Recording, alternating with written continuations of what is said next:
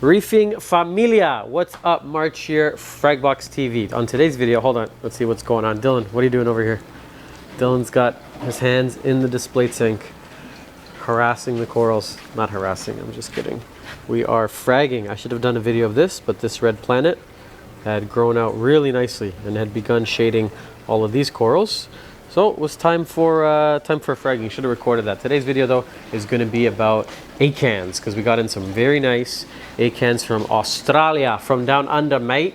Very, very nice Acans. Australia has arguably, no, not arguably, hands down, when it comes to Acan lords, Australia, you guys are the king. Nothing gets better than Acans from the Great Barrier Reef. These ones are really incredible. So let me just talk to you about them a little bit.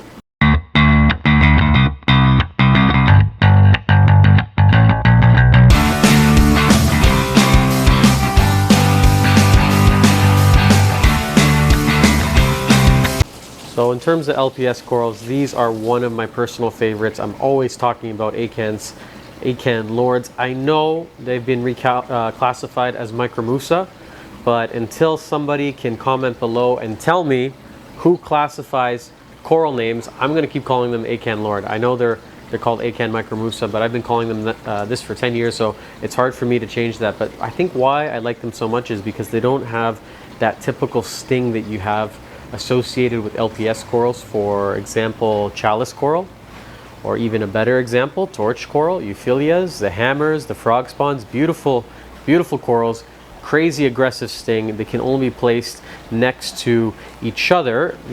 So as you can see here, we keep kind of them all together in groups, and they can actually touch. So I think that's a misconception I've seen online many times. As you see here, torch and hammer are actually touching. Don't let the skeletons touch, but the actual tentacles can touch. So here we have some torch next to some frog spawn, next to some hammer. There's the holy trinity of euphyllias corals. That's my sidetrack of the day, because this one is really about Acans. And why I really like them is because you can do this, which is Acan garden. So what Dylan's done here is taken sort of a piece or a nub or polyp, whatever you want to call it, of each one, and you can place them together with no ill effect. You don't have to worry about them stinging each other or coming into contact. So that's, I think, what draws me to them. At least a lot of customers like them for that exact reason. Acan corals. This gentleman over here loves Acan. You're here to look at Acans? This is our Acan master. We had a he gets some of the nicest ones. So yeah.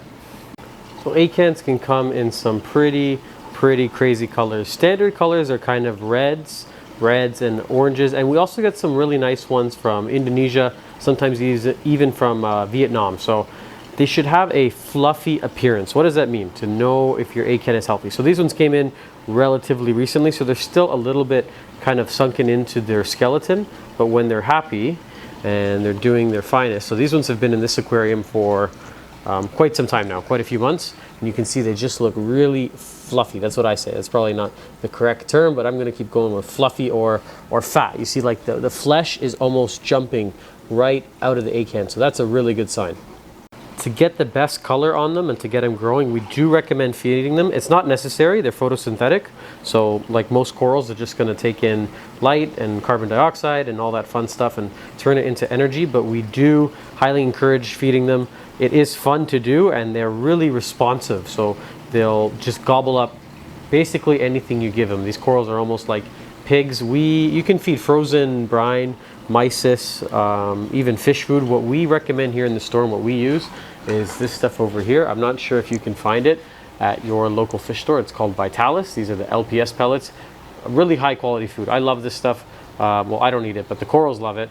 And if they could talk, they would tell you that this is their favorite food. If you can find fauna marin, there's lots actually. There's a lot of different options for LPS pellets. They're relatively the same, but feeding them, definitely you're going to get better results out of them if you're putting in that time and care. This one over here is pretty cool. Got some purple and green going on, reds and blues, just lots of nice colors and patterns, and they all look really good. So this little batch that came in, very healthy, very happy with the colors, especially these ones over here. This is what I would consider ultra, but those names like ultra and rainbow kind of get tossed around so much these days that they have less of a meaning. To be a true rainbow, I think you got to be at least 4 colors. So I think this wouldn't be an ultra. This is closer to a rainbow here. I can see in person, like I say in almost every video, these things are way better in person than the camera's picking up. I don't think the camera ever does them justice, but I can see yellow and then orange, red, some green, some blue.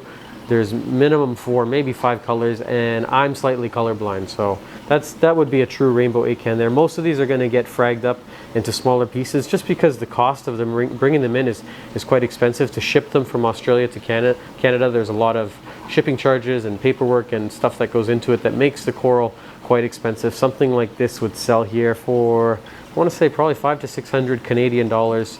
That's maybe 400 to 500 US dollars. In order to make it more accessible and affordable for reefers, what we do is break them down into smaller frags. And most people these days, at least here where we are, our client base has small aquariums. This is our most popular tank by far, is the Fluval Evo. We can't even keep these things in stock, and I think that's just because people are living in smaller homes and condos. We're in a fairly large city here, and these are a lot more practical to set up than something, you know, like a 90 gallon there. So that's why we frag them down. They tend to sell faster that way, and people seem to be happy with them. Oh, sorry, these guys are touching. This is actually Blastomusa over here. This is not an acan. Oh, you can see, I should have recorded that better. He was kind of attacking that head over there. So I guess little sidetrack of the day is Blasto and acans probably should not be touching, but there's your fun fact. I think that's it for today's video, guys. If you like the content, if you like what we're doing here, subscribe, give us a thumbs up, because that always lets us know to keep doing videos like this. We appreciate you watching, and thank you for checking out this episode of Fragbox TV.